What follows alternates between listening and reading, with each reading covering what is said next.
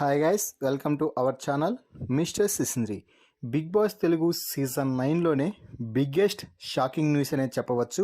ఈ వారం డబుల్ ఎలిమినేషన్లో భాగంగా మొదటగా డేంజర్ జోన్లో ఉన్న 6 మంది కంటెస్టెంట్స్లో నుంచి ఫ్లోరా ఎలిమినేట్ అయితే అయ్యింది. అయితే ఆ తర్వాత ఇక డబుల్ ఎలిమినేషన్ అంటూ బిగ్ బాస్ బంపర్ ట్విస్ట్ ఇచ్చి బిగ్గెస్ట్ షాకింగ్ అయినటువంటి ట్విస్ట్తో శ్రీజాని ఈ వారం డబుల్ ఎలిమినేషన్లో భాగంగా రెండవసారి ఎలిమినేట్ అయితే చేయడం జరిగింది. అంటే మొదటి ఎలిమినేషన్ ఫ్లోరా అయితే రెండవ ఎలిమినేషన్ శ్రీజ అని చెప్పవచ్చు. ఈ వారం శ్రీజకి మంచిగా ఓటింగ్ జరిగింది అంటూ ఓటింగ్ ప్రారంభమైనప్పటి నుంచి వార్తలైతే సోషల్ మీడియాలో వైరల్ అవ్వాయి.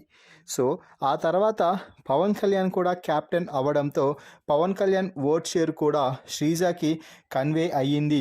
ఖచ్చితంగా శ్రీజ సేవ్ అవుతుంది, ఆటలో కూడా దమ్ము చూపిస్తుంది అంటూ అందరూ అయితే సోషల్ మీడియాలో వార్తలు అయితే వైరల్ చేశారు.